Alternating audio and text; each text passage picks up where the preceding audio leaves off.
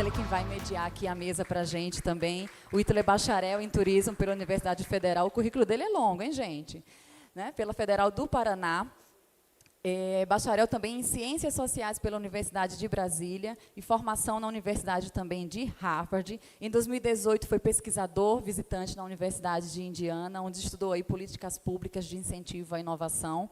E possui 20 anos aí de experiência no setor público, gente, atuando desde 2003 no Ministério do Turismo, onde já ocupou aí diversos cargos de direção e assessoramento, né? Atualmente ele está aqui conosco como secretário municipal de turismo aqui de Grão-Mogol, gestor do circuito turístico Serra do Cabral, diretor institucional da Rede Brasileira de Observatórios de Turismo e vice-presidente da Associação Nacional de Secretários e Dirigentes Municipais de Turismo. Então, Ítalo, bem-vindo também aqui à nossa mesa. Vou deixar para você tocar aqui. Cada um a gente vai ter aqui 30 minutos, em média 30, 35 minutos aí de apresentação. E sintam-se em casa, fiquem à vontade, vamos discutir esse tema aqui tão importante. Vou deixar o outro microfone, que eu acho que vocês ficam mais à vontade também. Obrigado, Poli. Obrigado a todos aí pela presença. Um prazer enorme recebê-los. Na verdade, não é trabalho nenhum, Poli, é um prazer aí, todo o esforço aqui para trazer o Abeta Summit para cá, para recebê-los. Espero que vocês estejam bem acolhidos. Que esse Summit seja, de fato, uma oportunidade aí de intercâmbio de conhecimento, de contatos, de negócios para todos vocês aí.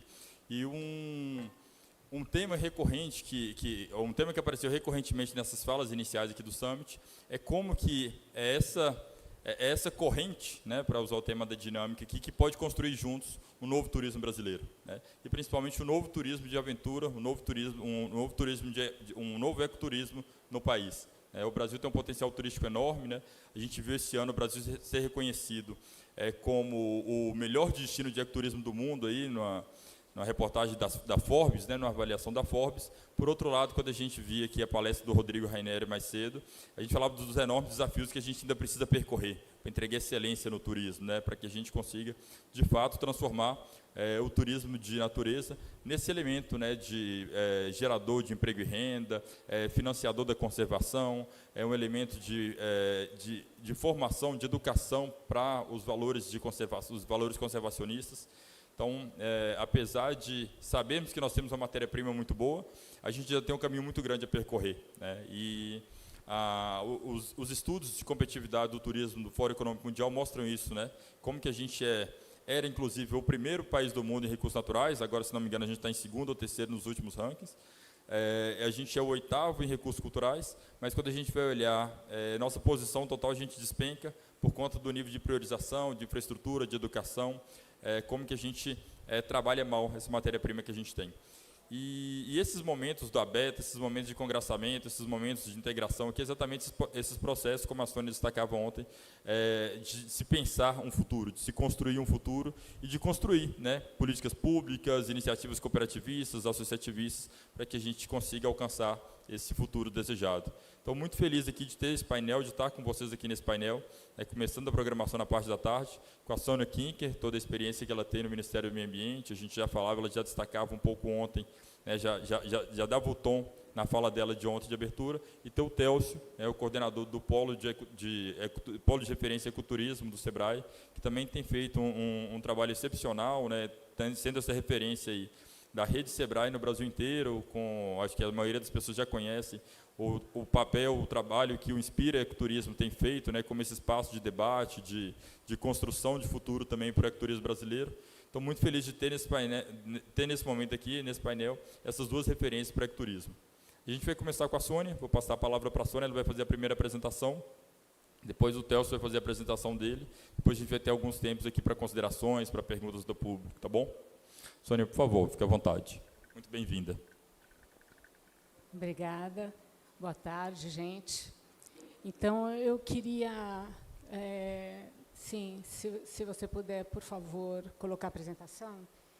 Mas antes, eu queria contar uma coisa para vocês. Uma coisa que eu não coloquei na minha mini biografia, mas que eu acho que foi o fundamental para eu chegar, assim, para eu ter, durante essa trajetória, tido as experiências que eu tive, tanto como consultora, antes de ser servidora pública, depois como servidora pública no Ministério. Quantas vezes eu fui colaboradora do ICMBio, cedida, né, para o Instituto Chico Mendes. tudo isso começou com a minha prática de montanhismo, né? Então, quando eu encontrei um grupo de montanhismo que se chama CEL, Centro Excursionista Universitário de São Paulo, eu, por 30 anos, tive experiências maravilhosas. Eu era usuária, com todos os meus amigos, usuária de parques e outros espaços protegidos, né? Então, o que eu quero dizer é isso. Eu sei da experiência transformadora, né, que as pessoas podem ter na natureza. E é esse, na verdade, o nosso objetivo final, a nossa meta, né, alcançar, tanto no Ministério do Meio Ambiente como no ICMBio, né, que cada vez mais pessoas visitem as unidades de conservação e entendam como essa experiência transformadora e como estar na natureza e como conservar a natureza é fundamental para a nossa vida, né? E, então, todo o esforço, o que eu vou conversar com vocês, essa é a apresentação? Acho que não. No sentido de contar um pouco o que vem sendo feito, né? Porque, como eu estou nessa estrada já há algum tempo, eu consigo, de fato, perceber os avanços, né? Os avanços nem sempre são assim, lineares e às vezes a gente tem que dar muita volta, né? Mas, sem dúvida alguma, as nossas perspectivas, né? E aí, dentro do que é nossa competência, que é organizar, preparar as unidades de conservação para receber o visitante e de maneira também que elas se tornem esse catalisador do desenvolvimento local e regional.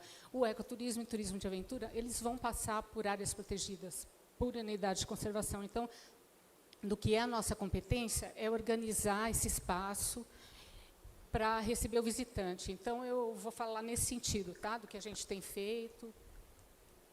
Também não é essa. Acho que chama... Quer que eu desça aí para dar uma olhadinha? Tem um final na ponta, assim, do nome. Será que eu vou saber? Tá. Eu mesmo que passo? Né? Não, deixa ele do lado, né?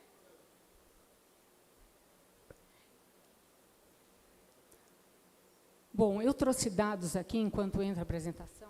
Entrou, tá? Eu preparei com o que o Ministério, né, tem feito para essa agenda e trouxe dados também dos nossos colegas do ICMBio, que me passaram uma cola, né, de dados mais atuais sobre o crescimento da visitação, né, que esse é um dos nossos objetivos, né? O crescimento da visitação nas unidades de conservação, né? Visitação, a gente chama de visitação, não sei se todo mundo tem familiaridade, né, com esse termo, mas, de modo geral, a gente pode dizer o crescimento do turismo, né, das pessoas que vão visitar as áreas protegidas. Então, primeiro, eu queria passar um slide sobre o Ministério do Meio Ambiente, de que maneira está estruturado agora. O Ministério tem 6, 7 secretarias, né, além do gabinete da ministra, obviamente, e eu estou atuando agora aqui, na Secretaria Nacional de Biodiversidade, Florestas e Direitos Animais. Essa secretaria aqui, ela faz, entre outras coisas, a gestão do SNUC, que é o nosso Sistema Nacional de Unidades de Conservação. Então, a gente tenta trabalhar com a integração desse sistema, ou seja, não pensar só nas unidades federais, mas pensar também no conjunto, pensar em sistema, o conjunto de unidades federais, estaduais, municipais e reservas privadas, né?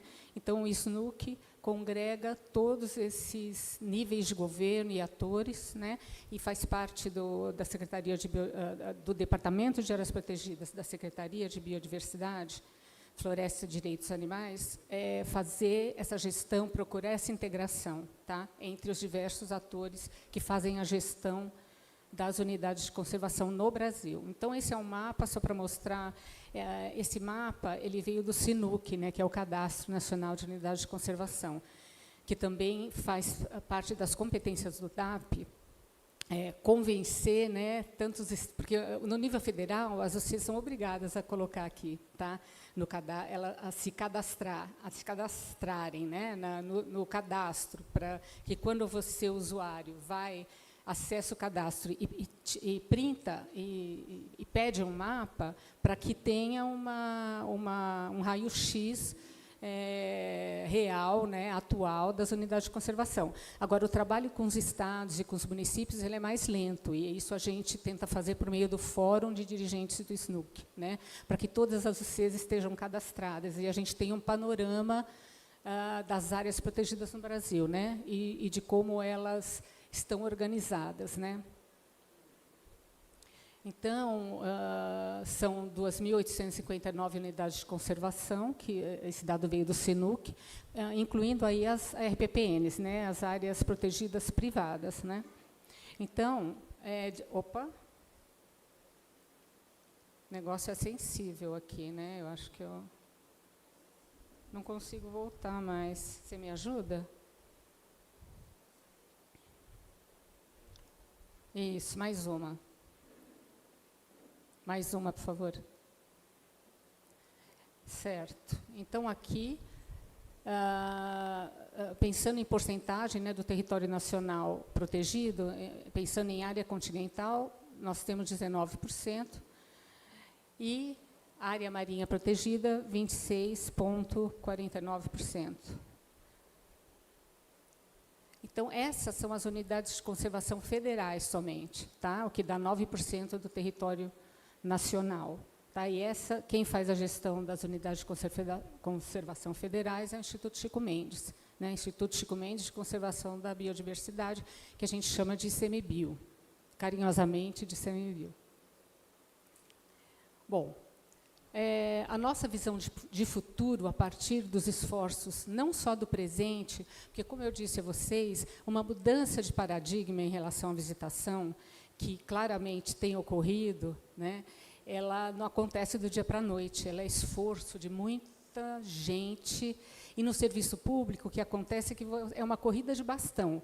Você se esforça, você trabalha para aquele objetivo, chega uma hora que você muda, você sai daquela posição, você passa o bastão, e assim vai, né? Então, é uma corrida de bastão, mas a gente que pode não ser no tempo que a gente gostaria que alcançar os nossos objetivos, mas nós temos tido muitas vitórias, né? E quando eu falo vitórias, eu quero dizer especificamente na organização das unidades de conservação para receber o visitante, né? Então,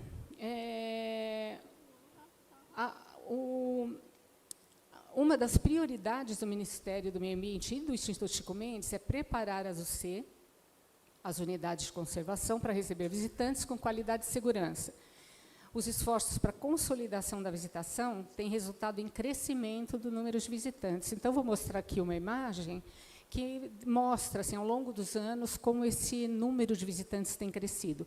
A nossa perspectiva é que esse aumento seja constante e que a gente consiga atingir, sensibilizar cada vez mais pessoas, mas, para isso, a gente tem todo um trabalho de base para fazer, né? Que preparar a visita, né? Para que a pessoa se sinta disposta, né? Sinta que vale a pena ir visitar uma unidade de conservação e ter essa experiência, né? E, de alguma maneira, organizando as UCs, nós ajudamos também a organizar os roteiros, né, que não usam só as UCs, mas que podem, onde as UCs são um elemento, né, da experiência na natureza, né, às vezes o principal elemento. Por isso que é tão importante a gente organizar essa visita, né. Então, eu queria falar um negócio aqui. Esta é uma mudança de paradigma, tá? Até alguns anos atrás, vamos dizer 10, 12, 15 anos atrás, a nossa perspectiva em relação à visitação era: eu permito a visitação. Nesta unidade de conservação é permitido, naquela não é permitido, né? Hoje, como a gente entende a importância de ter o visitante, né? De que o visitante conheça e valorize as unidades, as áreas protegidas, as unidades de conservação. Então, hoje, a gente chama o visitante para visita. A gente não só permite que ele visite, né? É uma diferença, não sei se vocês conseguem perceber, mas é uma diferença de perspectiva, né?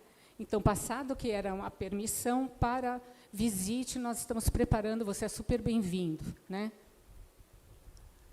Então, esse é o crescimento ao longo dos anos. Tá? Aqui a gente teve uma diminuição do número de visitantes por conta da pandemia, mas, de 2021 para 2022, houve um aumento de 27,5%.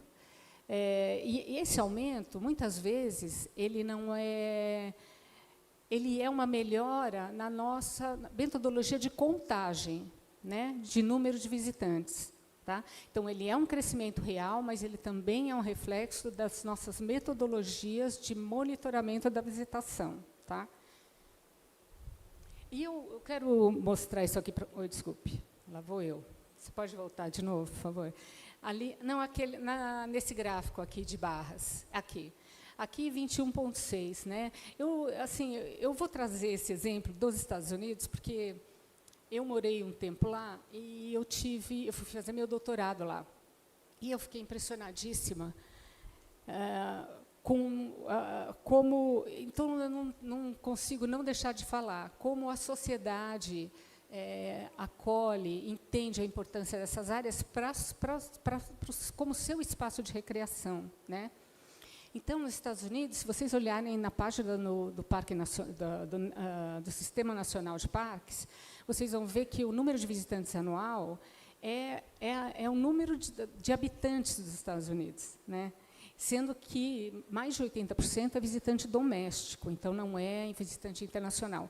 Então, o que eu quero dizer com isso é que tem uma cultura ali que a gente está tentando criar, né, aqui no Brasil, e todos vocês são protagonistas nisso. Né?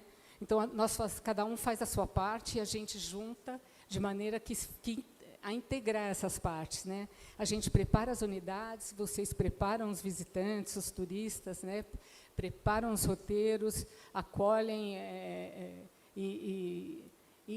e a gente, como grupo, né, vai conseguir alcançar esse objetivo, né, de ter a cultura da visita às áreas protegidas como uma cultura nacional. Né? Mas a gente tem muito trabalho pela frente. Né? Então, essas são as 10 unidades, como curiosidade, né, as 10 unidades mais visitadas. Aqui tem todas as categorias. Né? E aqui os 10 parques mais visitados, né, que é o Parque Nacional da Tijuca, né, que em 2022 teve 3 milhões de visitantes, mas isso por motivos óbvios, né, está no centro do Rio de Janeiro. Né? E olha que aqui tem uma parte só do Parque Nacional da Tijuca que cobra ingressos, né? Que é a parte que vai a parte do Corcovado, que vai para o Cristo Redentor. Há outros setores do Parque Nacional da Tijuca que não cobram ingresso. Então, a população do Rio de Janeiro usa demais o parque. Né? Então, ali existe um pertencimento, que é muito interessante da gente reparar. Né? E, então, esse número aqui pode até estar subestimado, né? do número de visitas, número de visitantes. Né? Então, Parque Nacional de Jericoacoara, segundo, e Parque Nacional do Iguaçu, em terceiro. Tá? A lista dos 10 parques mais visitados. Aqui, só para mostrar, dos 3 parques mais visitados, Tijuca, Iguaçu e Jericoacoara, qual é a porcentagem, né, de visitantes em relação ao número de visitantes totais, o número total de visitantes nos parques nacionais, que é essa barra maiorzinha, mais escura. E aqui, o pedacinho dos 3 parques mais visitados. Se você somar, pegar essa terceira coluninha, colocar aqui em cima, essa quarta coluninha colocar aqui em cima, vai dar quase a totalidade. Então, esses são os que congregam, que atraem um maior número de visitantes, né? Então, tá, diretrizes, e como que a gente organiza, né? Como que a gente melhora esse trabalho, né? De consolidar e de preparar as unidades de conservação para o turismo, né? Para a visitação, estabelecendo diretrizes institucionais. Ter diretriz institucional é fundamental, tá? Porque passa a não ser mais uma coisa, a Sônia gosta, quando eu fui gestora do Aparados da Serra, por exemplo, eu gosto de visitação, então eu vou priorizar isso.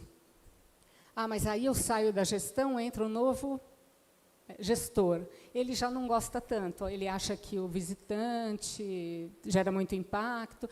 Então, as diretrizes institucionais são fundamentais para dizer onde a instituição quer chegar, de que maneira, e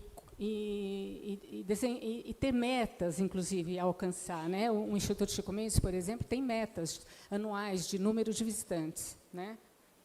Tem que alcançar aquela meta. Então, volta para mim, por favor.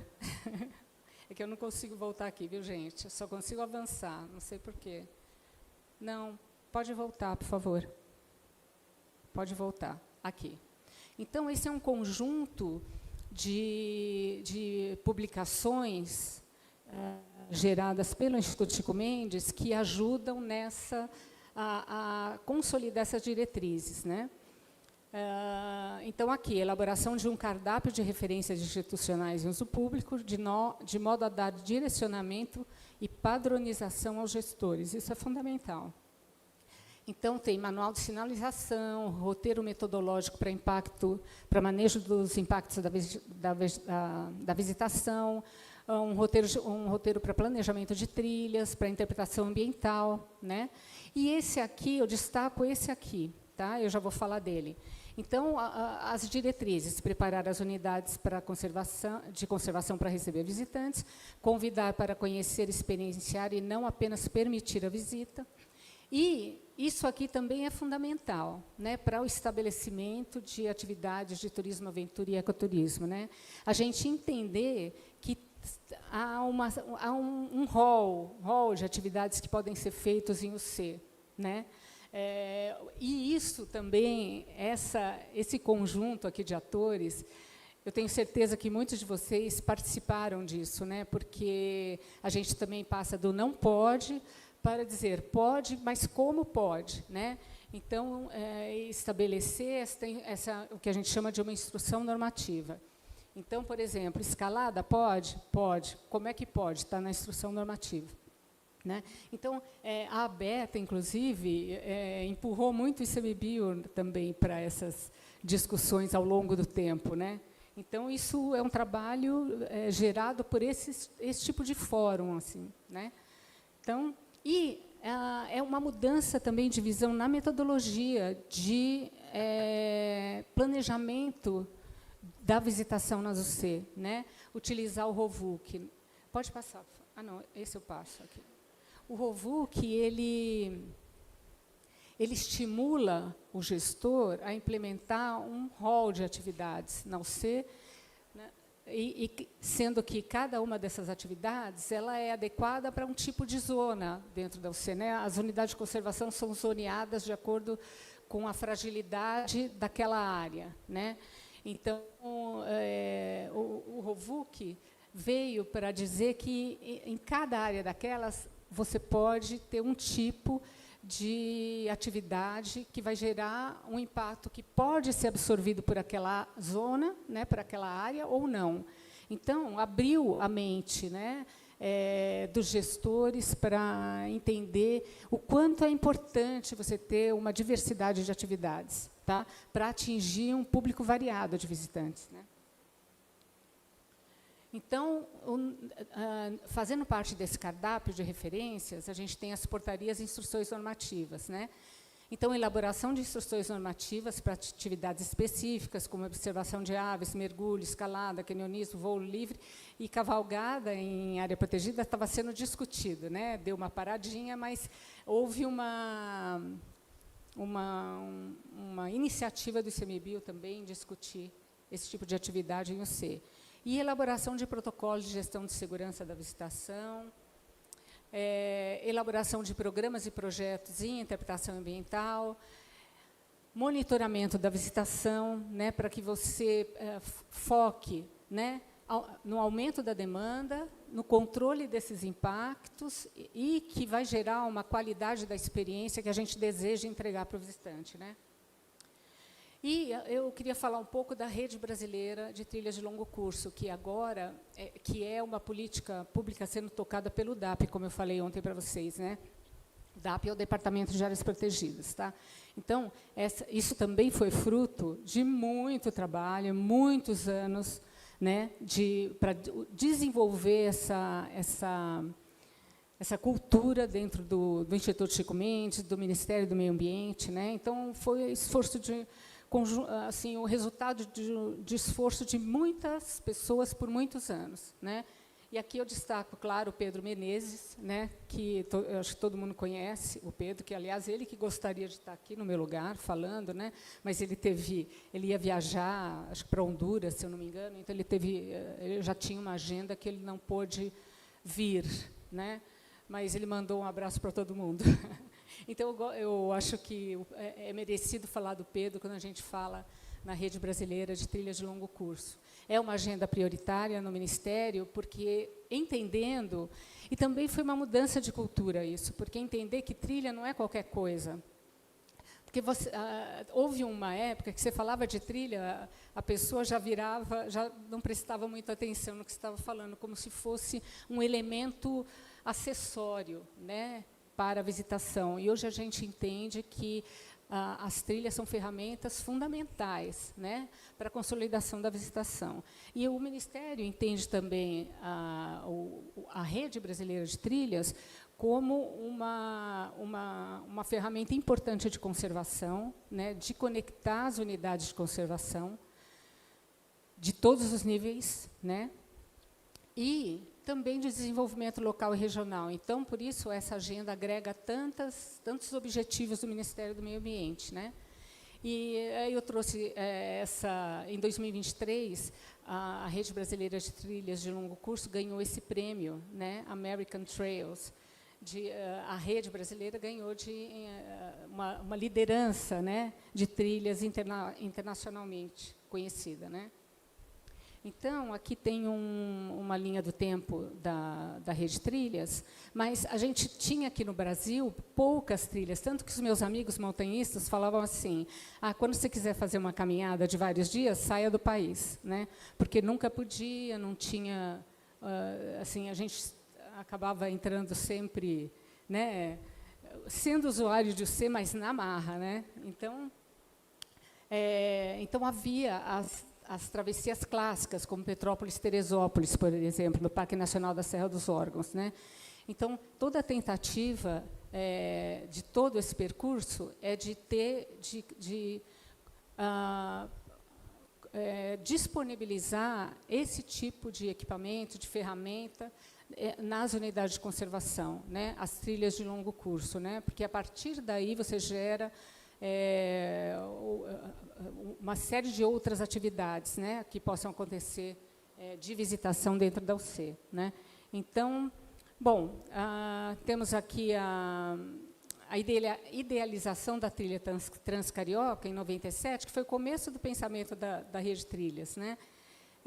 A criação da pegada em 2012, inauguração de outra trilha de longo curso, Caminhos da Serra do Mar, inauguração da Transcarioca em 2017, esforço de implementação da Transmantiqueira, né, de outras trilhas de longo curso, e o lançamento do edital, né, o lançamento do Manual de Sinalização de Trilhas do ICMBio em 2018, mas a publicação da portaria que instituiu de forma formalizou, né, a criação da Rede Trilhas, né, que é Rede Nacional de Trilhas de Longo Curso e Conectividade. É uma portaria conjunta, Ministério do Meio Ambiente, Ministério do Turismo e ICMBio, né? E, em 2020, uma portaria que regulamenta, né, como as trilhas vão aderir, né, quais são os critérios de adesão para a Rede Trilhas. E estamos aqui, então, em 2023, quer dizer, a gente caminhou muito nesse tempo. Então, a Rede Trilhas adota as pegadas pretas e amarelas, como vocês sabem, né? No momento, são 300 trilhas, 10 mil quilômetros, aproximado, porque isso cresce, né? Isso é dinâmico. 5 mil voluntários e conectando 200 UCs, unidades de conservação do sistema, né? Não só unidades de conservação federais. Então, aqui, as pegadas que já foram criadas para as redes, para as trilhas de longo curso que fazem parte da rede, né? Espalhadas pelo Brasil. E os próximos passos de desafios relacionados à Rede Brasileira de Trilhas de Longo Curso é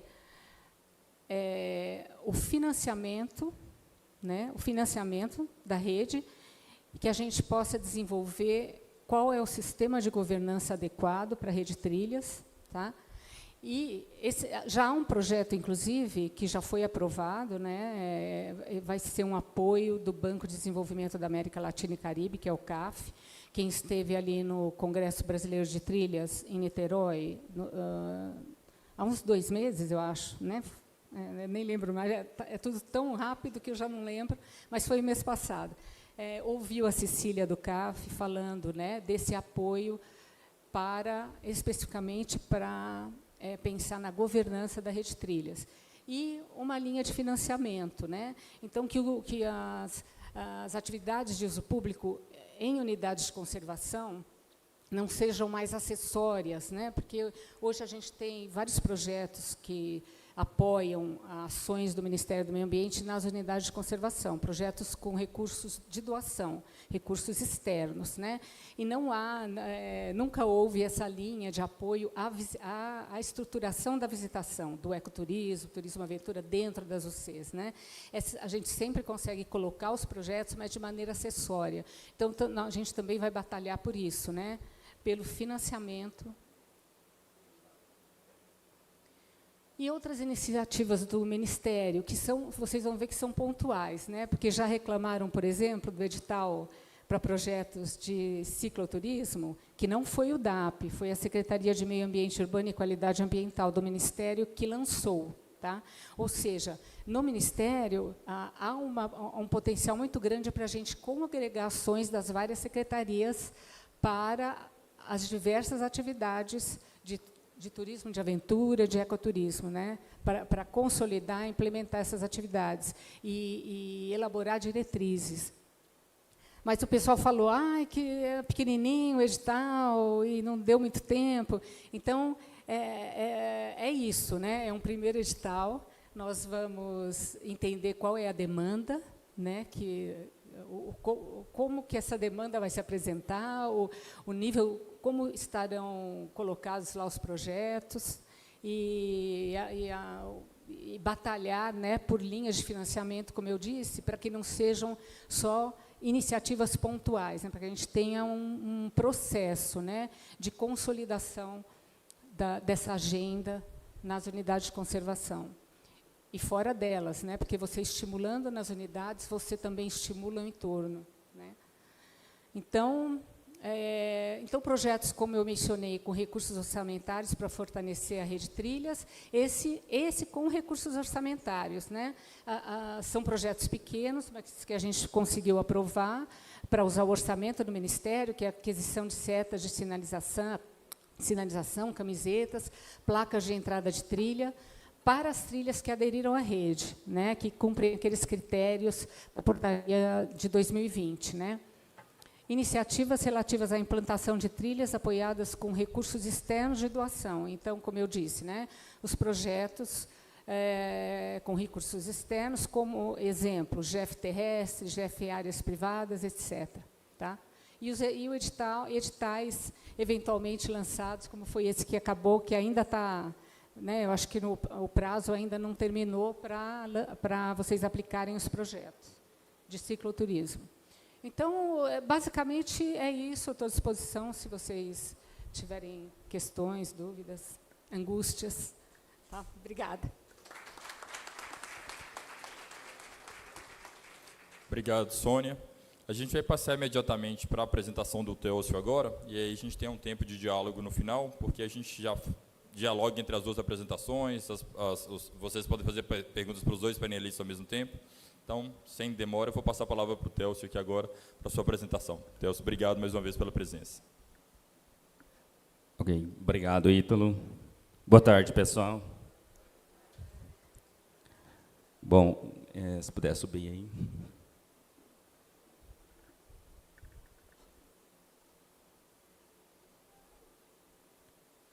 Bom, pessoal, para quem não conhece ainda essa iniciativa, né, do Polo Sebrae de Ecoturismo, que muitas vezes o termo, né, pode se confundir com destinos turísticos, né, como a gente tem o Polo de Ecoturismo de São Paulo, inclusive está expondo ali, né, isso não é uma iniciativa de destino de novos destinos de turismo ou de ecoturismo, como queiram. A atuação do Sebrae como polo é uma estratégia de atuação. O que isso significa? Que o Sebrae se propõe, em determinado tema, a atuar com mais foco ou mais expertise. Quem propõe isso são os Sebrais de cada estado, e, no nosso caso, é o Sebrae do Mato Grosso do Sul, que propôs essa atuação como polo de ecoturismo, junto ao Sebrae Nacional. Do mesmo formato, a gente tem hoje 14 polos no Sebrae. Então, se vocês entrarem no portal do Sebrae, vocês verão lá uma aba específica sobre os polos. Tem polos que são segmentados, tem polos que são temáticos, como é o nosso caso. Então, você vai ter lá polo de sustentabilidade, de economia criativa, bioeconomia, agronegócio, liderança. Aqui em Minas Gerais, a gente tem o polo, caso vocês não saibam, tem o polo de educação empreendedora, fica em Minas Gerais, do Sebrae. Então, eles são responsáveis por aglutinar, criar e disseminar conteúdos, soluções na temática de cada polo para o sistema Sebrae num primeiro momento, e isso lá na ponta com os nossos clientes se desdobra através da rede Sebrae, do sistema Sebrae, que atende aí sim os empreendedores e empresários na temática. Então, nós somos o Polo Sebrae de Ecoturismo, nós ficamos sediados em Bonito, no Mato Grosso do Sul, por esse destino já ser, né, visto aí como um destino de referência no segmento de ecoturismo no Brasil. Está voltando aqui, peraí. Então, eu já fui apresentado, né, não cabe mais fazer considerações aqui, só reforçar que eu gosto de me apresentar como pantaneiro, né, por conta da importância que a gente tem que dá, né, às nossas origens, etc. E acho que quando a gente olha para as nossas origens e a jornada que a gente percorre, e onde a gente está neste momento, a gente vê a possibilidade de valorizar mais isso, etc. Então, por eu ser pantaneiro, eu sou praticamente nascido numa região do Pantanal do Mato Grosso do Sul chamada Nabilec, que provavelmente ninguém nunca ouviu falar, porque ela não é uma região turística, é uma região de pecuária, e o turismo me trouxe até aqui, né? Educação num primeiro momento e turismo num segundo momento. Inclusive, falando em educação, estudei aqui em Minas Gerais, na Universidade Federal de Lavras, fiz uma pós-graduação, que foi um momento bem importante. Bom, então o Polo tem essa missão de ser exatamente, na temática do ecoturismo, esse aglutinador, disseminador e criador, por vezes, de soluções, conteúdos que sejam importantes e pertinentes para o desenvolvimento da atividade do ecoturismo no Brasil. Não faz isso sozinho, obviamente, nós fazemos isso com uma rede de parceiros, com o próprio sistema Sebrae nos estados, né? O Sebrae tem essa felicidade de ser a instituição que talvez tenha a maior capilaridade de atuação do Brasil. Nós temos Sebrais em todos os estados do Brasil, com suas particularidades, mas é um sistema. E, então, nós, com essa atuação como polo, temos essa prerrogativa de também criarmos essas soluções de forma que esses outros Sebrais possam replicar nos seus territórios. O polo foi instituído oficialmente em 2022, então nós estamos hoje no segundo ano para tentativa de consolidar essa estratégia de atuação.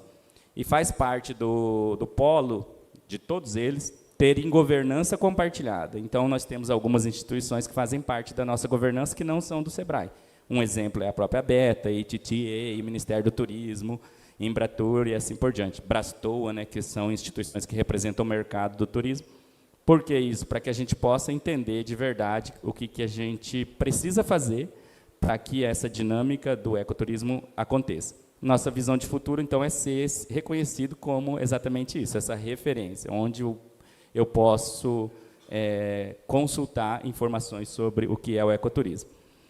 E falando aqui na temática do nosso painel, que é essa perspectivas de futuro, nós trazemos esse olhar para o futuro. Lá atrás, no projeto do Polo, nós tivemos a necessidade, foi apresentada a necessidade de entendermos o que é o ecoturismo e para onde esse ecoturismo irá, né? Qual que é o horizonte que a gente enxerga. E, nesse contexto, nós fizemos uma contratação de especialistas para atuarem com a gente, contratamos a Amplia Mundo, que é a empresa de consultoria da Jaqueline Gil, que hoje está na Embratur, e ela conduziu esse processo com mais de 60 especialistas que participaram conosco para trazer esse olhar do futuro. Então, nesse horizonte de 2035, considerando a fotografia do momento em que o nosso estudo foi feito, o que a gente espera do ecoturismo, né? Esse estudo, nós vamos, daqui a pouco, na hora que vocês terminar o nosso painel, né, vocês acessem o site, ele vai estar disponível mais completo lá, e eu vou falar um pouco disso aqui. Nós trouxemos esse estudo justamente para nos nortear. Se nós vamos atuar com o ecoturismo, que ecoturismo é esse? E para onde ele caminha? E, nesse sentido, a gente tem metodologias, obviamente, para que isso seja feito. E nós usamos a metodologia Foresight, que é justamente o estudo de cenários futuros. Trouxemos vários especialistas, inclusive internacionais, o professor Yelma, o professor Elimar. Então, são pessoas que já têm uma bagagem muito grande em construir cenários futuros, inclusive para o turismo, no caso do professor Yelma, que já tem uma atuação muito respeitada nesse sentido. Então, algumas perguntas-chave foram feitas para conduzir esse processo, que são essas aqui que a gente traz, né? Como que o ecoturismo deve se parecer em 2035? Como que o ecoturismo influenciará o turismo no país? Como que o ecoturismo influenciará a conservação da natureza? Como o ecoturismo será influenciado por consumidores, que é uma questão muito pertinente, inclusive, que pode se desdobrar em muitas coisas que a gente precisa fazer. Como a economia brasileira influenciará o dinamismo no ecoturismo, né? Obviamente que o impacto econômico da economia nos segmentos de negócio é muito importante. E quais as soluções que o SEBRAE, né, aí, considerando o sistema, em alinhamento com esses cenários futuros que nós estudamos, poderá atuar para que essas oportunidades sejam aproveitadas e os desafios identificados sejam sanados. Então, a gente tem um conjunto o resultado desse estudo é um conjunto de cenários que nos inspiram, então, a fazer as nossas novas ações. O que nós vamos fazer, considerando que é muito possível que esses cenários aconteçam. Então, essa é a nossa grande resultado, ou a grande ferramenta que o estudo nos dá. Então, como que nós fizemos esse estudo? A gente fez um retrospecto do ecoturismo num primeiro momento, uma descrição de como estava, né, como que esses especialistas, enfim, estavam vendo esse ecoturismo naquele momento. As principais condicionantes, então, com esses especialistas, a gente viu quais são as principais condicionantes que podem impactar nesse futuro. Tem coisas que impactam com mais força, outras com menos. Combinação de incertezas críticas, né, como que isso se combina e são influenciadas por essas condicionantes. E depois, a gente, com o resultado de todas essas análises, a gente criou, ou chega-se, né, nos prováveis cenários futuros. Essa foi a metodologia. Então, desenvolvemos 4 cenários. Esse estudo nos traz, aí, diante de tudo isso que foi feito, 4 cenários que foram criados, ou chegou-se a eles, a partir de 18 condicionantes que a gente identificou. E também 2 vetores-chave, né, que é justamente os movimentos macroeconômicos, ou seja, qual que é a dinâmica macroeconômica esperada, e também o dinamismo da própria atividade turística, né? Será que vai crescer? Será que vai diminuir? Vai estagnar? Como que fica a dinâmica do segmento do ecoturismo especificamente? Então, aí foi que a gente estabeleceu esses fatores que influenciam, né? Quais esses fatores que influenciam nesses movimentos e nessas condicionantes? Então, alguns temas desses são temas internacionais e nacionais, como, por exemplo, comportamentos, né, da sociedade em geral. Aí a gente pode pensar na oferta e demanda. Os recursos tecnológicos, como que eles se apresentam ou se apresentavam naquele momento, porque já de lá para cá também a gente já teve surpresas nesse sentido, bem grandes. As pesquisas científicas, né, como que elas se desenvolvem e impactam nisso tudo. A disponibilidade para investimentos públicos e privados que impactariam aí o setor ou o segmento, e as prioridades programáticas, aí leia-se, né, os diversos atores que podem ter aí seus programas específicos que impactam na atividade, né, Ministério, Governo Federal, os estados e municípios, como que tem essa visão, das questões políticas, obviamente. Então, esses cenários aí a gente não está sacramentando, né? Esses cenários vão se dar, sim, com certeza vão se dar. Não, ele é uma hipótese, né? Então, mas muito provável de acontecer. É isso que o estudo de cenários futuros traz para nós. Então, considerando as condicionantes, os vetores chaves, é muito provável que determinados cenários venham a acontecer. O que nós fazemos com esses cenários? Aí é nós que vamos decidir. Então, eles trazem esses elementos para que a gente possa prever, de certa forma, esse cenário futuro e aí sentar, analisar o que faremos, então, se esses cenários de fato se derem. Vamos adotar a filosofia Zeca Pagodinho, que deixa a vida me levar, né? Que é bem comum, ou a gente vai trabalhar em conjunto, em rede, etc., para que a gente possa atuar nesses cenários todos que foram apresentados. Então, é uma decisão de cada um, né? Então, as condicionantes, então, são 18, como eu falei, e elas se dividem em alguns macroprocessos aí, né? Então, é o contexto internacional, aí um contexto que envolve o internacional e o nacional, e assim por diante. No internacional, a gente tem, obviamente, essa segurança global, bélica, sanitária e financeira. Também tivemos, desde que a gente fez o estudo até agora, novidades no sentido da segurança global, como vocês devem estar acompanhando aí, com relação a essas questões de guerras, etc.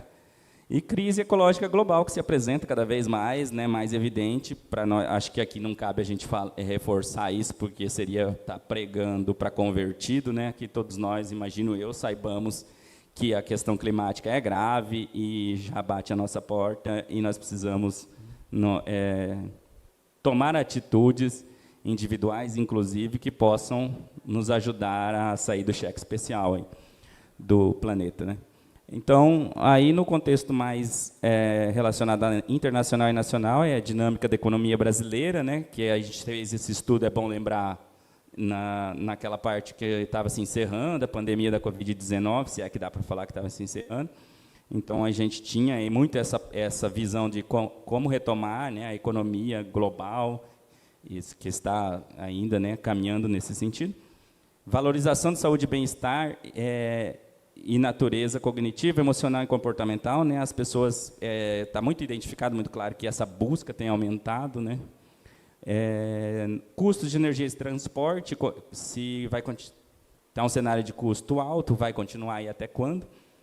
E a transição demográfica, que é bastante importante e, a nosso ver, de certa forma, pouco discutida, né? Nós temos populações envelhecendo, o Brasil não está fora desse cenário, e aí como que a gente lida com isso do ponto de vista dos negócios, da economia, enfim. E aí a gente tem um contexto mais nacional específico, né, que são as inovações tecnológicas para o ecoturismo, né, como que isso afeta a atividade, se melhora ou se vai ter um salto disruptivo através do uso da tecnologia para acesso aos serviços ou não. Governança do ecoturismo no Brasil, né, a questão da continuidade, principalmente, que é o que a gente num órgão como o nosso, a Sônia também deve acompanhar isso muito fortemente, nessa descontinuidade das coisas, e isso é gravíssimo e precisa ser enfrentado, e, no nosso ver, uma das formas mais eficientes de enfrentar isso é que a governança seja muito composta por pessoas que não sejam ligadas a mudanças que podem ocorrer de 4 a 4 anos ou, no máximo, de 8 a 8 anos. Então, quem que a gente tem aí? Os empresários, as universidades, etc. Então, mas muito capitaneado por empresário, porque é que está o poder econômico, né, gente? O poder econômico conduz, de certa forma, e facilita, enfim, as coisas acontecerem. Então, o empresário acho que tem que estar muito à frente das iniciativas e nas governanças para que elas, com as mudanças políticas e tal, elas possam ser menos impactadas. Crédito, investimento em turismo de natureza no Brasil, então, como será que isso evoluirá, né? Então, essa é um condicionante importante, o crédito é necessário, principalmente para os pequenos negócios, porque nem sempre o investimento em infraestrutura para o turismo é uma coisa barata, né? Na maioria das vezes não é. Aí vem a questão da segurança pública e dos destinos turísticos, né? E infraestrutura também, de acesso, né? Tem muitos lugares hoje que são muito legais, a gente gostaria de conhecer, mas a gente não vai, né?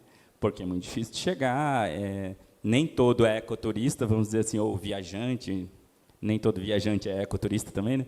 Mas nem todo viajante quer passar um perrengue danado para chegar, né? Nós podemos gostar, mas será que a média desses nossos potenciais clientes, será que gosta, né? De dificuldades para chegar num destino? Nós podemos achar que é tudo aventura. Qualificação da força de trabalho, então, isso também é uma condicionante muito forte que apareceu no estudo, impactando esses cenários, né? Aí, já no contexto específico do ecoturismo, essas 6 condicionantes aparecem, né?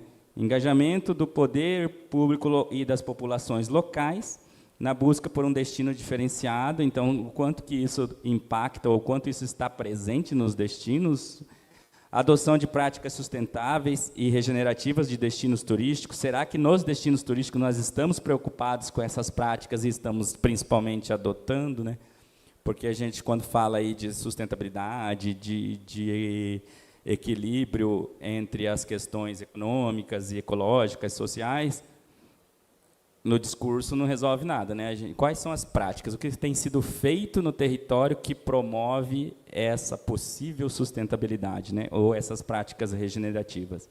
Todos adotam? Tem 1 a 2 pessoas que adotam? Como eu faço com isso na minha casa, né? Eu adoto essas práticas também na minha casa, ou eu só falo que é importante e aí o meu lixo está lá todo misturado, enfim. A louça está suja na pia, né? Demanda de qualidade de destinos de qualidade nos destinos ecoturísticos brasileiros é uma condicionante em ascensão, então o público exige uma certa qualidade, né? Não dá mais para você ter destinos turísticos em que o mínimo esperado de qualidade não esteja presente, né? Porque a gente tem uma situação de competição também, né? Nós estamos competindo não só com outros destinos de ecoturismo nos lugares, mas com outras atividades de lazer, porque turismo é isso, é lazer, não importa o segmento, né? Tirando aí que tem, obviamente, turismo de negócios, que também acontece em lugares que estão vinculados ao lazer.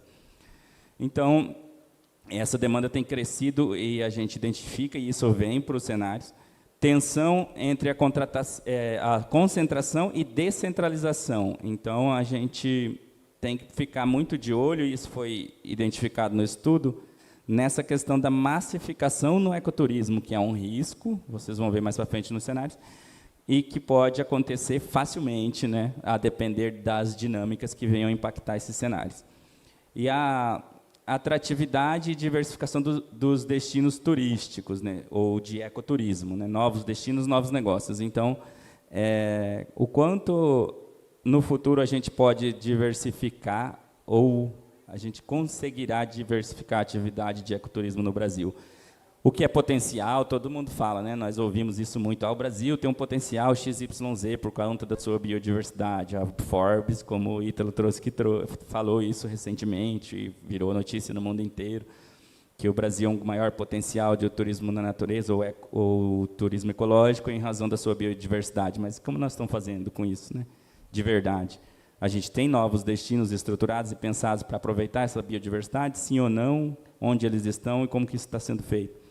E o conflito em torno do uso do solo, que no nosso país é um clássico praticamente, é uma questão que se arrasta, que não se resolve, e às vezes se agrava e há perdas, inclusive, de vidas relacionadas a isso. Eu moro num estado onde isso, historicamente, também acontece, que é no Centro-Oeste, de maneira geral, mas no Mato Grosso do Sul também. Então, essa questão precisa ser sanada, inclusive por questões de segurança jurídica para o uso de solo e etc. E o uso consciente do solo, né? Lá na nossa região, nós temos passado por problemas que são relativamente graves, considerando o mau uso do solo. Então, que impacta diretamente a atividade ecoturística da nossa região, porque lá depende da qualidade de água, das águas. Então, isso tudo foi considerado como condicionantes para o nosso estudo. E aí, 2 vetores, né, que inicialmente a gente utilizou para configurar essas versões do nosso futuro, do ecoturismo. Dinamismo da economia brasileira e a atratividade do ecoturismo. Será que o ecoturismo vai ser um segmento de atividade turística atrativo? Vai diversificar? E aí a gente chega em 4 cenários que a gente falou lá atrás, considerando isso tudo e o impacto disso tudo na visão desses especialistas que participaram do estudo. Então, nós temos aqui nichos pujantes, Brasil, terra do ecoturismo, muitos oásis nacionais e devagar, quase parando. Então, são 4 cenários que se apresentam, cada um deles tem suas características, aqui eu não vai dar nem tempo de desdobrar isso tudo, mas vou falar um pouco de cada uma delas, e o estudo vai estar disponível para quem tiver mais interesse lá no nosso site do Polo, vocês podem e devem, inclusive, se debruçar sobre ele e ver o quanto isso pode ajudar nas atividades de vocês. É o tempo que acabou, Polo? Não? Então, o dinamismo da economia brasileira é um dessas vertentes e a atratividade do ecoturismo, né? Então, a economia brasileira pode ter um crescimento forte e sustentado, ou não, né? Pode ter um crescimento baixo e intermitente, ou algo que transite entre essas duas coisas. Da mesma forma, o ecoturismo pode ser parado, né? Inerte, não ter muitas novidades, muita inovação, muitos novos destinos, como pode ser muito dinâmico, com novos destinos surgindo e novos territórios investindo na questão da criação de um destino ecoturístico. E aí, esse cenário, lá no estudo, vocês vão ver que ele está apresentado da seguinte forma: ele vai ter um título geral, né, que busca chamar atenção para o cerne do cenário, essa filosofia que está incutida ali naquela discussão daquele cenário, né, que visa sintetizar aí o que está vinculado a esse cenário, uma descrição desse cenário. Então, a gente descreve o que significa cada um, como que ele está impactado. E os pontos críticos de intervenção, né, que aí é bem importante destacar, que é o que a gente pode fazer com relação a cada cenário desse, e também os riscos que esse cenário traz, né? Se esse cenário se der, quais são os riscos para todos nós, ou para o ecoturismo? E aí a gente vai para os cenários. O cenário 1, que é o nichos pujantes. Então, o nome, como a gente fala, já traz um pouco do que significa isso, né? Nós vamos ter uma massificação de destinos já consolidados, então isso vai impactar negativamente na natureza, né? Sobre a natureza. Então, vai ter práticas sustentáveis, obviamente, nós estamos falando de nichos pujantes de destinos de ecoturismo, e as questões de segurança nas atividades, esse cenário traz isso, né? Expansão. Isso porque a diversificação não será suficiente. Então, em não sendo uma diversificação muito grande nesse cenário, o nosso cliente, o público, o viajante, vai consumir esses mesmos destinos, esses mesmos roteiros. Então, aumenta-se aí uma demanda por um tipo de produto, vamos dizer assim, turístico, só que não temos tanta diversidade assim a ponto de absorver tudo isso. E aí a gente tem isso que a gente chama de massificação dos destinos consolidados, né? E esses destinos estão estarão muito vinculados aí às proximidades das unidades de conservação.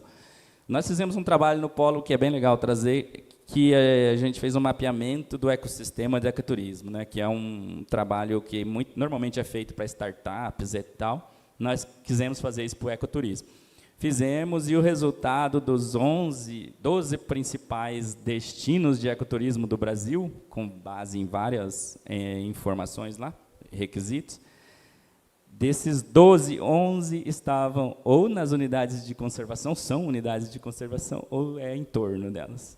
Então, aí isso traz para nós aqui a importância disso e o quanto a sociedade pode estar distante ainda da valorização desse sistema, que é o sistema de unidades de conservação, sejam elas públicas ou privadas. Então, é muito importante isso, e aqui o estudo traz justamente isso, que esses nichos vão ser no entorno dessas unidades de conservação. Aí entra um pouco do que a Sônia traz, a importância de vamos usar, vamos, mas como, né? Então, vale a pena pensar muito nessa questão de trazer mais as unidades de conservação para o universo do ecoturismo, do business mesmo, do que é o ecoturismo e como que eles podem trabalhar mais juntos com isso. Então, vai crescer, esse tipo de cenário traz um crescimento com essa questão da massificação e vai se diferenciar aquelas áreas que são muito diferentes do ponto de vista natural, né? As áreas intocadas, essas áreas que são muito atraentes nesse sentido. Tem alguma diferença muito particular. Então, essas práticas também, nesse nicho, pode trazer alguma questão de inconveniência no sentido de o que é a prática do ecoturismo, né? O ecoturismo pressupõe algumas questões, como é a questão da interpretação ecológica do lugar que você está visitando, o aprendizado sobre conservação da natureza. Então, quando você tem nichos pujantes e que recebem um turismo massificado, isso acaba caindo por terra, você não dá conta de fazer isso. E isso fica evidente quando a gente vai para um destino que é considerado de ecoturismo, numa alta temporada, e você vê que a qualidade da questão da informação que se dá para esse visitante, da interação desse visitante com a própria comunidade é muito pequena. E o ecoturismo pressupõe isso. Ou inexistente, muitas vezes, né? Se pegar férias de verão, determinado destino de ecoturismo. Então, no nichos pujantes, também a gente tem alguns pontos críticos que a gente traz aqui para a nossa fala, que é o que a gente precisa pensar com mais força relacionada a esse nicho. Então, vamos supor, a esse cenário. Vamos supor que no cenário nichos pujantes, a gente entenda que esse cenário vai acontecer, é muito provável que ele aconteça. Então, o que a gente traz de pontos críticos? A gente precisa de um diagnóstico mais criativo para identificar quais são os recursos dos destinos. Por quê? Porque a gente precisa diversificar, e para diversificar precisa ser mais criativo, precisa inovar. Não adianta você criar mais do mesmo. Então, isso é um olhar que a gente traz nesse cenário. Investimento em formação de empreendedores. O empreendedorismo precisa estar presente, porque o ecoturismo carece de investimento. O investimento precisa ser privado para que ele se dê de forma mais rápida e mais assertiva. Então, para isso, a qualidade desses empreendedores é importante. O que a gente pode fazer para melhorar a qualidade desses empreendedores? Então, temos que identificar e lançar mão disso. E a governança desses lugares precisam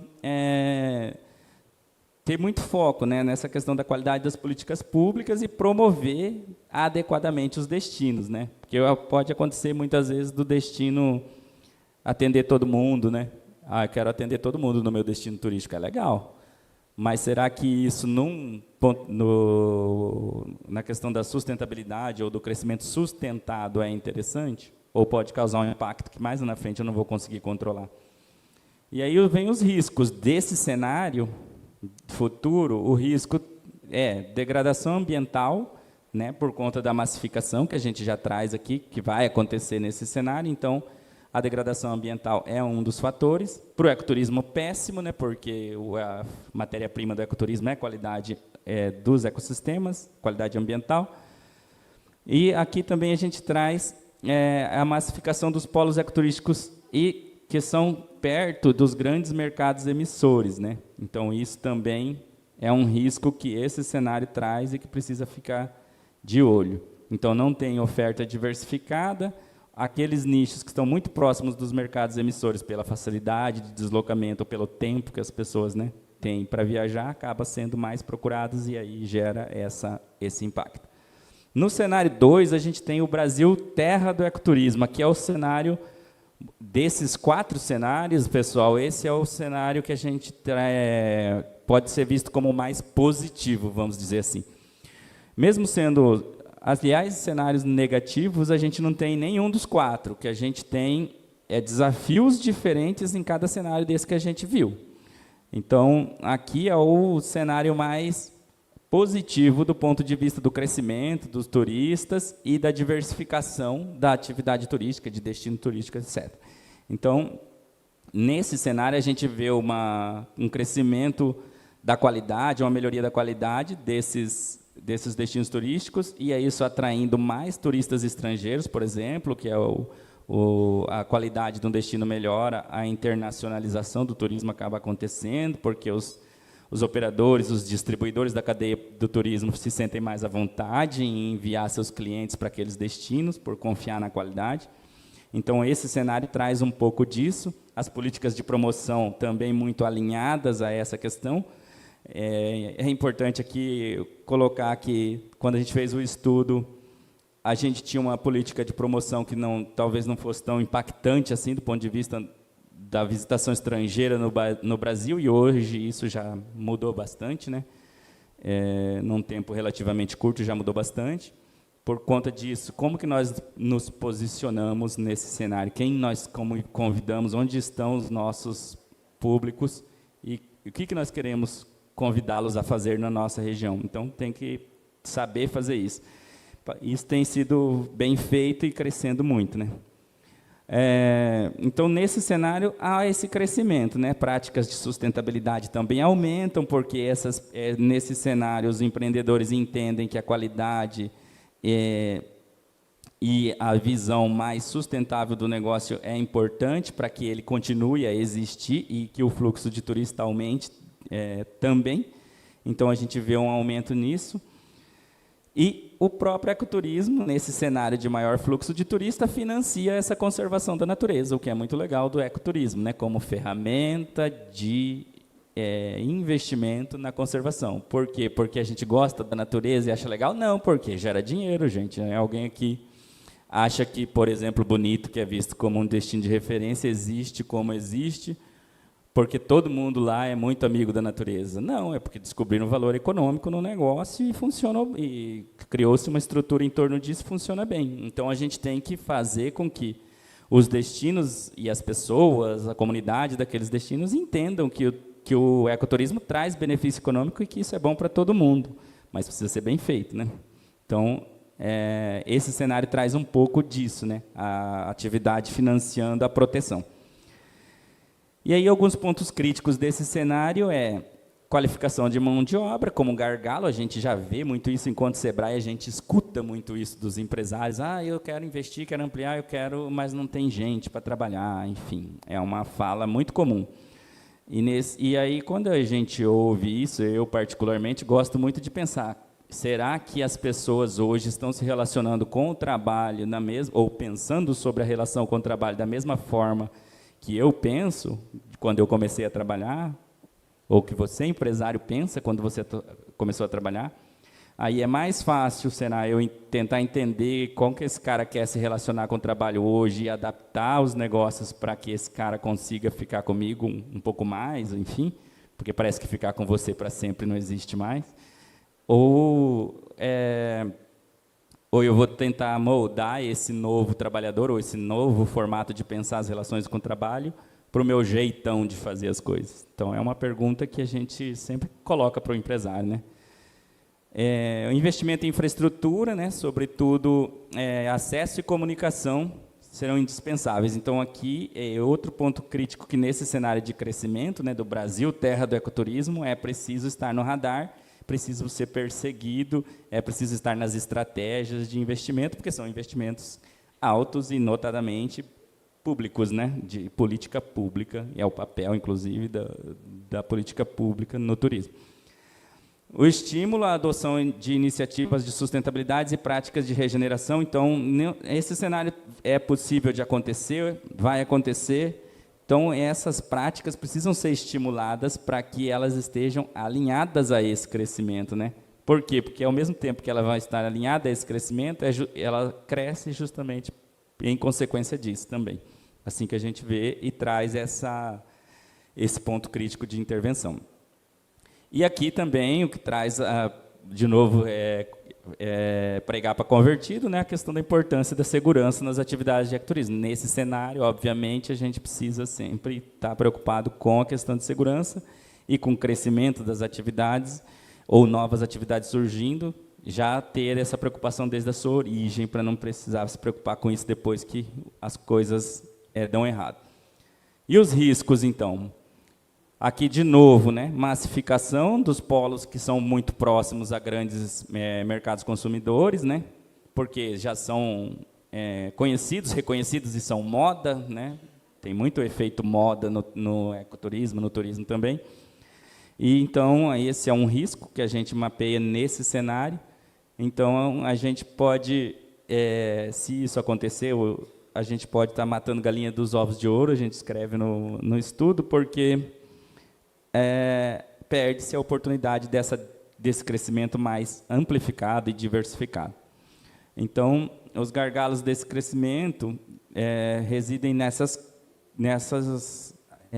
pontos. Falta de mão de obra qualificada, infraestrutura insuficiente para atender todos os lugares, né, os polos de ecoturismo em crescimento, baixa disseminação de práticas de sustentabilidade, essencial para assegurar a preservação ambiental e a atração dos turistas, que são mais exigentes nesse cenário, né? E dificuldade em modelos de negócio de ecoturismo que financia a conservação. Então,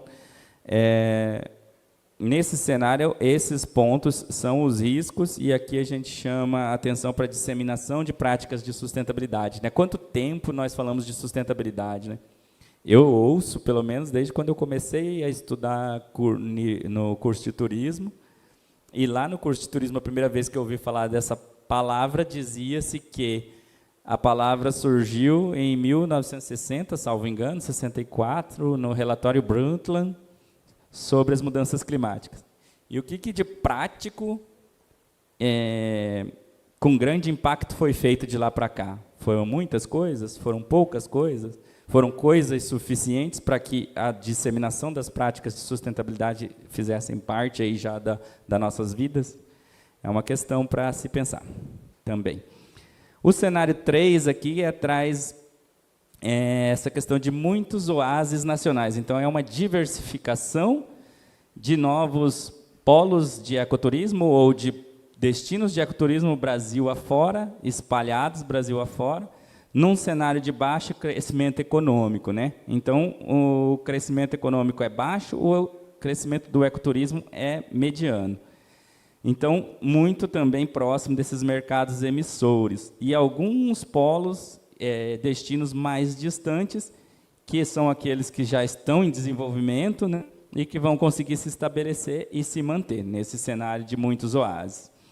Então, aí, nesse caso, a governança tem que se preocupar com a qualidade, porque a pessoa vai viajar a esses oásis, mas ela quer uma qualidade um pouco maior dos seus produtos, né? Então, o que deve sobressair nesse cenário? Aquele turismo ou destino de ecoturismo que está mais estruturado já, tem uma estrutura para receber as pessoas com mais qualidade, ou até aqueles lugares considerados de luxo, né, que oferecem aqueles serviços de luxo, que são aquelas bolhas que a gente já vê, né, em muitos lugares. Né? Eu vou para ficar no lodge, não sei das quantas lá. E aí aquilo lá é um lugar turístico, mas não é um destino turístico ali naquele entorno. Então, esse cenário traz um pouco disso, ou a multiplicação disso Brasil afora. E aí tem os pontos críticos de intervenção, que é melhorar a governança, nessa questão da promoção da qualidade dos serviços dessa cadeia, já que esse cenário acontece, né, de muitos oásis, e a ampliação de crédito para que haja aí uma melhoria na oferta nesses oásis, né? porque você faz melhoria, muitas vezes exige investimento de recursos que muitas vezes as pessoas não têm, então a gente precisa de crédito, principalmente para os pequenos negócios, né? Os grandes têm crédito facilitado.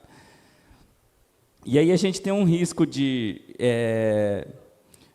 sem esse crescimento relevante, né, ou esse crescimento mediano da atividade, ser incapaz de atrair os investimentos disponíveis, né, os poucos que já existem nesse cenário que a gente traz.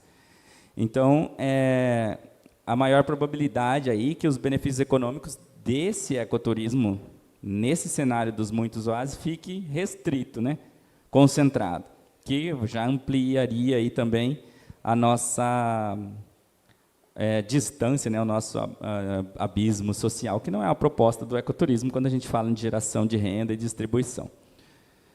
E o devagar quase parando é o nosso último cenário, né, o quarto cenário em que tem um menor crescimento. É importante que se diga que todos os cenários que a gente estudou trazem essa visão de que haverá crescimento, em maior ou menor nível, e esse é o de menor nível, né? Então, é o menor crescimento apenas no ecoturismo com algum valor agregado, ou seja, aqueles destinos que já estão estruturados, já se destacam, já vão sair com vantagem nesse cenário.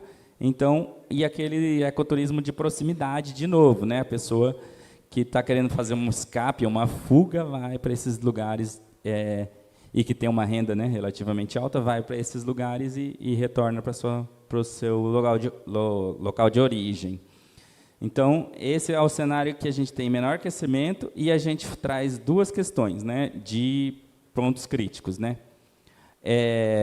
A questão da promoção para modalidades mais acessíveis de turismo, porque nesse cenário as pessoas que têm renda média e tal não vão conseguir acessar esses serviços que vão ser os que vão se destacar. Então, teria que ter uma intervenção nesse sentido. E a formatação de empreendedores e profissionais, né? Formação, aliás, que é investir para que esses empreendedores possam ser mais profissionais e, assim, ter uma visão mais ampliada do que é o ecoturismo e melhorando seus negócios. Então, aí entra muita pegada do que o Sebrae faz, né? E, nesse cenário, então, tem dois grandes riscos. Um é o não aproveitamento das oportunidades por falta de empreendedores eficientes, né, que identifiquem essas oportunidades, porque empreendedorismo é isso, né, identificar uma oportunidade e saber aproveitar. E degradação ambiental, né, que na realidade o estudo traz em todos os cenários essa possibilidade muito forte, né, da degradação ambiental, considerando aí a questão de que o imediatismo de ganhos, né, de você ganhar mais no menor tempo possível, que a gente tem muito forte. E aí a gente traz aqui, diante desses 4 cenários, o estudo traz uma questão, uma condicionante transversal e bem importante, que eu quero reforçar aqui, que é a questão da governança, né? Essa articulação de setor privado, setor público se dá por meio da governança. Então, a qualidade dessas parcerias é preciso que se atente a isso, né? Como que a gente conduz essa governança e quem são as pessoas que estão nessa governança, se elas têm a capacidade necessária, a competência necessária para lidar com o que significa ser parte de uma governança, que é dialogar com as pessoas de diversos níveis, de diversas classes sociais, de diversas formas de atuação. Exige bastante qualidade dessa governança. Então, é uma questão que é transversal a todos os cenários e que a gente traz para vocês aqui como importante. Também essa questão da diversificação, né? Essa diversificação é importante para que a gente, como a busca por novos destinos é uma questão que a gente viu em todos os cenários que vai aumentar, a questão da massificação é um risco grave em todos eles também, né? Então, a gente tem que ficar de olho nessas questões, por conta do meio ambiente, obviamente. E aí o estudo de cenários traz algumas recomendações, né? Então, alguns elementos comuns dos cenários todos crescem, como eu já falei, e todos têm todos têm riscos que têm pontos críticos em comum, né? Então, com esses pontos em comum, algumas questões dá para trazer, dá para tirar disso. Então, formar e fortalecer formação de novos empreendedores ou de qualificação de empreendedores e profissionais do turismo é uma, em todos os cenários. Políticas públicas que facilitem acesso ao crédito aparecem em todos os cenários como uma questão importante. Ações de marketing mais condizentes com os produtos, ou seja, aquilo que eu falei, né, não dá para atender todo mundo, qual que é o produto, para quem que ele se direciona, para quem que nós vamos fazer marketing. Investimento em infraestrutura de comunicação e segurança pública, importante, porque todos os cenários aparece também. E atração de investimentos que o ecoturismo tem já, né, feito em destinos mais avançados, em destinos que já são consolidados, né? Então, essa é uma tendência que pode se manter. Um exemplo disso que a gente sempre fala no Sebrae é o destino bonito lá, Bonito Serra da Bodoquena. Eu falo muito de Bonito Serra da Bodoquena porque eu estou lá e o polo é lá, tá, pessoal? Todos os projetos que vão acontecer ou que acontecem no Brasil, um dos primeiros destinos, primeiros lugares que se procura para fazer e desenvolver esse projeto, onde é? Bonito. Aí, isso é mérito, obviamente, daquele território, daquele trade turístico organizado, daquela gestão que acontece lá. Então, talvez as localidades precisem também mostrar que nós também estamos bem organizados, pretendemos fazer aqui um turismo que seja mais sustentável, mas nós precisamos de ajuda também. Então, eu preciso que os projetos aconteçam em outros lugares, né? Então, é importante isso.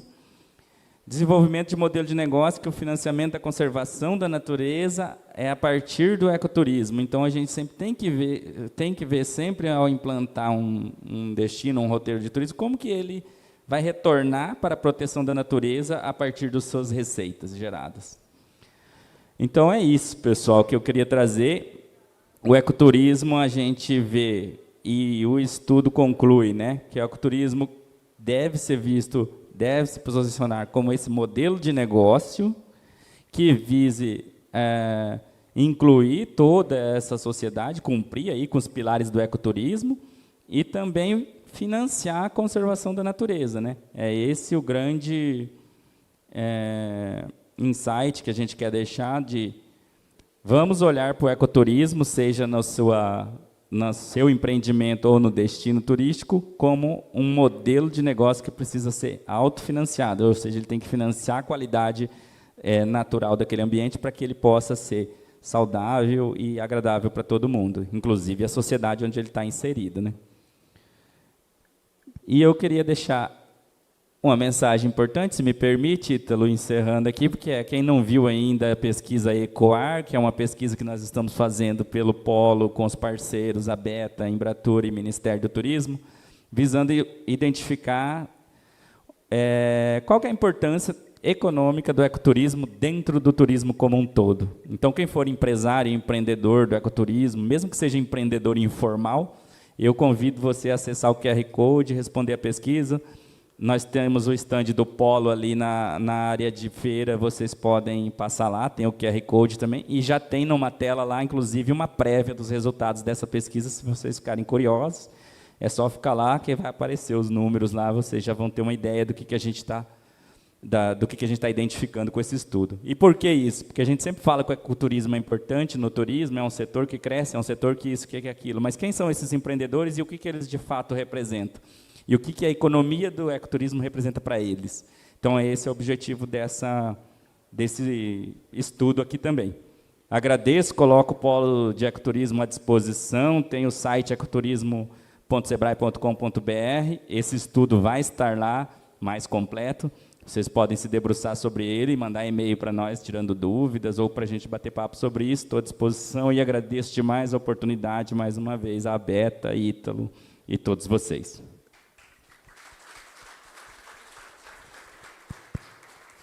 Obrigado, Télcio. Parabéns aí pelo robusto estudo, aí, pelo brilhante trabalho que vocês têm feito lá no Polo de Ecoturismo.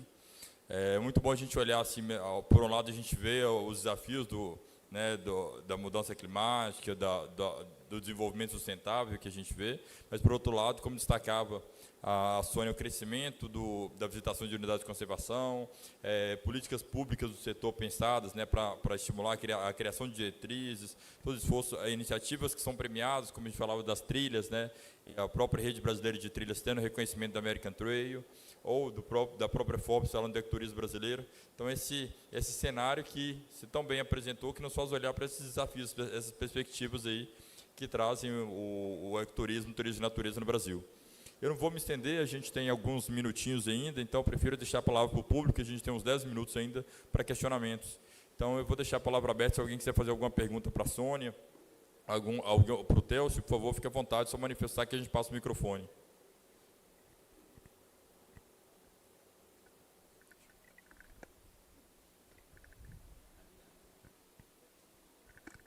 Vou pedir só para se identificar antes de fazer as perguntas, tá bom? Tá bom. Sou Ana Luísa Russo, sou lá de Socorro, interior de São Paulo. A gente tem um projeto bem interessante, até comentamos ontem, sobre socorro destino pet friendly, até vou comentar isso na palestra de sábado que eu vou dar. Mas, por conta desse projeto, nós fomos convidados a participar da comissão da BNT Pet Friendly, que é para normatizar, né, e regularizar essa operação pet friendly no Brasil, que está crescendo. A gente sabe, eu até vi aqui um pessoal bem carinhoso com os vira-latas que estavam por aí, não eram caramelos, mas eram vira-latas, todo mundo muito atencioso com eles. E uma das coisas que a gente tem enfrentado de dúvida é como a gente inclui o pet friendly no ecoturismo. Né? Porque tem muitas unidades de conservação que não aceitam o PET, tem muitas praias que não aceitam o PET. Né? E como é que faz isso? Porque o que a gente teve também de informação foi que são estudos muito antigos, dizendo a questão do cheiro do PET, que afasta a fauna, mas não tem nada que se comprove com relação a isso. Né? Então, se a gente está falando, se as famílias brasileiras estão se tornando multiespécie, e principalmente no Sudeste, isso está acontecendo muito, muito rapidamente, essas famílias querem viajar e querem interagir junto com os seus pets. E como fazer isso com o ecoturismo?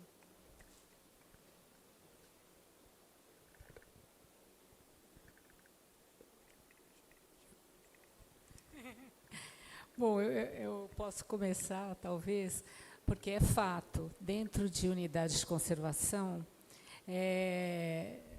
principalmente as de proteção integral, né? E aí vamos pegar o exemplo de parques, né? Que é a categoria mais conhecida, a gente realmente enfrenta essa limitação. Os pets não podem entrar, né? Então, a justificativa é sempre o risco ao próprio pet, né? De estar o seu pet solto ali, ou mesmo na coleira, né? E, sei lá, de acontecer alguma coisa com esse pet. E também, né, quer dizer, a gente usa esse argumento primeiro para tentar sensibilizar o dono do pet, né? Porque se você começar com o argumento de que ele pode também prejudicar de alguma maneira a fauna, né, do parque, ou com algum tipo de doença, ou elementos do corpo eu não sei muito bem essa área da biologia, tudo, mas coisas que para o pet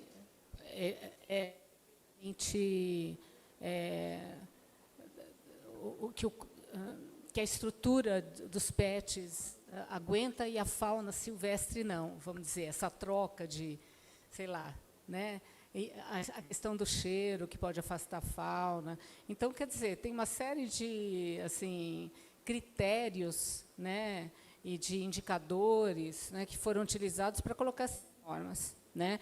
E é fato. Então, o que eu fui recentemente chefe de uma UC, né, e isso era um problema que você tem razão, cada vez mais a gente enfrenta. Né? As pessoas vêm com pet no carro, né, para entrar na UC. Então, o que a gente tinha naquele momento, né, era até a sugestão para a comunidade do entorno que fizesse um hotelzinho fora ali perto do estacionamento para que o pet pudesse ficar. Né? Mas é isso. família não vai ter aquela experiência de ir com um petzinho na coleira, né, numa área onde a gente prioriza a fauna silvestre, né? Agora, é isso, e eu não vou nem te dizer que há algum, neste momento, que eu saiba, né, alguma discussão levantada nesse sentido, para modificar esse parâmetro. Agora, eu não digo, eu também imagino que isso seja realidade dentro de unidades de conservação, né, que tem regras muito mais específicas, mais, e dependendo da categoria, regras mais rígidas, né, de comportamento e tudo. Agora, o ecoturismo ele não acontece só dentro das unidades de conservação. Então, eu imagino que existam outros destinos, né, e que podem ser acessados e que a família vá completa, né, incluindo os pets. Mas é isso, eu não tenho uma resposta para te dizer no sentido de que essa orientação vai mudar. De novo, do meu conhecimento, pode ser que eu não esteja a par, eu posso até verificar isso, se há alguma discussão nesse sentido, né? Agora, então, que o Ministério trabalha, né, essa secretaria, onde a Diretoria de Áreas Protegidas está, é uma secretaria que também vai batalhar pelos direitos animais, né? Então, eu não sei se essa discussão vai ser levantada em algum momento. Hoje eu desconheço. E aí é fato, tá? Mas não em todas as categorias de você. Se você vai para uma APA, cada categoria de unidade de conservação, com cada nível de proteção, né? O nível de proteção vai mudando, dependendo da categoria, tem regulamentação específica, né? No caso de Parque Nacional, a gente tem enfrentado isso mesmo, né? É super chato, e tem famílias que dão meia volta e vão embora, porque não vão entrar sem o cachorro, né? Então, é isso, e cada vez aumenta mais, mas hoje a orientação é essa, tá? Obrigado, Sônia. Mais alguém quer fazer o questionamento? Mais um? Então, Deixa eu passar aqui o Herbert, a aqui, a palavra. gente está com limitação de tempo aqui. Já me sinalizado que mais uma pergunta aqui. Já estamos Porque a aqui gente já está quase no horário controlando do um próximo pouquinho. painel. Eu tenho o Herbert e tenho o aqui, Ismael. Vou deixar. pedir Gente, a gente vai ter oportunidade de vocês também conversarem aí nos intervalos e no Café com Prosa. Vamos dar espaço aqui para mais duas perguntas. Obrigado, Poli. Parabéns à mesa. Bom, só aproveitar antes de fazer minha pergunta, destacar que no segundo Congresso Brasileiro da Rede Trilhas, a gente teve um seminário técnico-científico que tratou sobre a relação das espécies exóticas e espécies invasoras no contexto das trilhas, seus impactos derivados. Esse material vai ser disponibilizado no canal do YouTube da Rede Brasileira e eu acho que vale a pena assistir, porque foi realmente interessante e essa foi uma das questões que foram tratadas.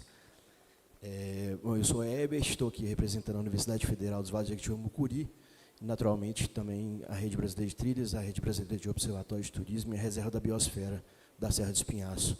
Minha pergunta vai especialmente para o teste em relação ao estudo dos cenários 2035.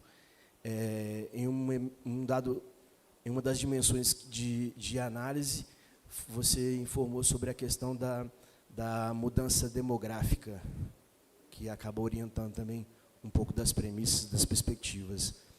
Não aparece de forma objetiva, eu não li o documento ainda, mas eu queria perguntar assim, à luz dessa ideia de que há um envelhecimento previsionado, né, em 2030, 1 a cada 4 brasileiros vai ser considerado idoso, vai estar nessa faixa etária de idosos aí, e observando o perfil do público que acaba se valendo do uso público, naturalmente, das viagens de turismo para as unidades e para esses balneários. Eu queria entender assim, se houve alguma discussão no contexto do documento e desses 60 especialistas que trata um pouco sobre essa relação ecoturismo e infância. No último ABETA a gente discutiu um pouco sobre isso, assim, foi importante, e eu tenho insistido na pauta, porque, naturalmente, em 2035, a gente vai ter, no mesmo cenário de mudanças demográficas, novos consumidores, aí, e, naturalmente, essa discussão sobre a infância, de preparação para um cenário futuro entendendo que o ecoturismo vai estar na vida dessas que hoje são crianças, não seria um momento importante também de fazer uma discussão mais acentuada sobre ecoturismo em infância, num processo de preparação de semeadora de futuro no presente, para se pensar esse processo de mudança demográfica? É isso. Oi, legal, obrigado, Herbert. Sim, foi considerada essa questão da infância, né, e no contexto de quem serão os novos consumidores, vamos dizer assim, né, do ecoturismo, né? E a gente precisa, obviamente, olhar com atenção para isso. Mas ela não entrou num nível de, como vocês viram, né, de condicionante, vamos dizer assim, para traçar esses cenários futuros, né? Mas ela foi tratada muito no estudo no âmbito de que em todas essas possíveis, né, essas possibilidades de cenários futuros, as governanças precisam estar atentas de cada destino turístico aí e seu perfil, né, de produto turístico, porque vamos convencionar aqui, né, que tem produto turístico que não serve, para quem já tem uma idade avançada e tal, né? Claro que tem aquela preocupação e que é premente, e que é outro assunto que a gente discute há anos e ouve falar há anos e a prática tem sido muito pouca, que é a questão da acessibilidade, né? Que as pessoas acham que a acessibilidade é ter um vão suficiente para passar uma cadeira de rodas, e está longe de ser isso, acessibilidade. Mas a gente fala desse assunto e nas práticas, lá nas atividades turísticas, nas empresas turísticas, e nas empresas em geral, não é essa, né? Não há uma implantação de práticas que possam atender essa necessidade. Então, respondendo à pergunta, essa questão da infância, ecoturismo e a infância, foi considerado, mas não como condicionante, né? Mas foi considerada como uma questão importante no âmbito da governança desses destinos e o que é esse produto turístico que a gente quer oferecer e para quem ele está destinado, entendeu? Já o impacto, viu-se no estudo assim, que o impacto econômico dessa questão do envelhecimento da população é muito forte, né?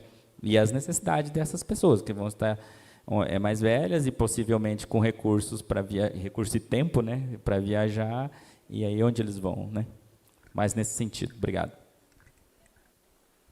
Obrigado, Télcio. Vamos para o nosso terceiro questionamento. A gente já acabei de se informar, já esgotamos o tempo do nosso painel. O professor Saulo já está aqui nos aguardando para a próxima palestra, que eu convido a todos a permanecerem aqui sobre turismo e mudanças climáticas. Por favor. Beleza, obrigado até por abrir o espaço aí. Parabéns. Sou Ismael, consultor em turismo para o Sebrae aqui de Minas desde 2019. Tive em alguns parques, Sônia, trabalhando, e a gente percebe, acho que muito a ver com o que o Télcio falou também, né, dos cenários, a falta de produtos e serviços turísticos, né? E aí não tem funcionário, não tem cobrança de ingresso, dificuldades das mais diversas que a gente sabe, não vamos nem entrar nesse mérito, né, da questão pública, da questão política.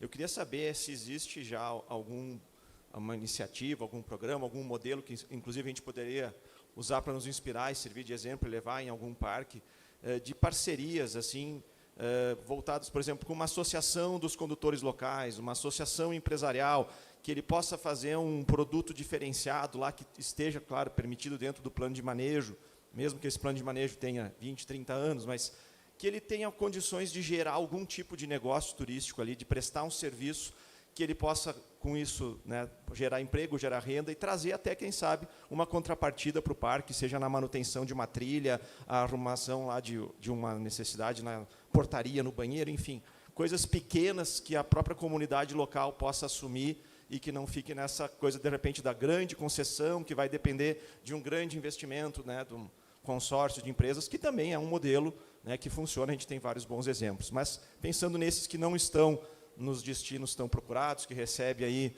um número menor de visitantes e que tem essas dificuldades. Olha, essa política de delegação de serviços, que a gente chama o conjunto, né, de concessão, autorização, permissão, quer dizer, concessão para grandes negócios, né, para grandes propostas de muitos anos, de muito investimento, né, mas também as permissões e as autorizações. Eu acho que a gente tem olhado, e tudo é um reflexo, é uma consequência da experiência, né? a gente tem olhado cada vez com mais carinho e atenção à possibilidade de fazer pequenas parcerias, né? Então, hoje, as autorizações elas já são uma realidade, né? E a maioria a autorização não não onerosa. Então, a pessoa presta serviço dentro da unidade de conservação, ela cobra lá a diária dela, né? Que é o caso dos condutores de visitantes. O Parque Nacional de Aparados da Serra, por exemplo, que eu até agosto era gestora do parque, tem mais de 200 autorizações, né? E isso você faz com critérios, você lança edital, né? Você pede a documentação específica, curso de primeiros socorros, e aí você credencia você emite as autorizações, né? Então, aquele serviço é oferecido pela comunidade, mas ele é reconhecido pela instituição por meio das autorizações, né? Eu acho que o CMBio e também o Ministério, você sabe que as políticas vão mudando, né? Então, eu acho que agora é o momento de olhar com mais carinho, né, as permissões para pequenos negócios, né? E especificamente e principalmente para aquelas unidades de conservação que têm potencial, mas não um potencial para uma concessão gigante, porque não tem número de visitantes suficiente que segure, né, que dê viabilidade econômica para essa concessão. Então, eu acho que trabalhar com esses 3 modelos de delegação de fato, o caminho para onde a gente está se direcionando agora, né, dando cada vez mais importância para isso. Mas, de novo, as autorizações já são... a gente já trabalha com essas autorizações não onerosas há muitos anos, né? E isso cada vez tem aumentado, né, mais. E aí, isso dá muito certo, né? Seguindo todo esse regramento, os editais de aplicação, né? E é isso. Mas o caminho é esse mesmo.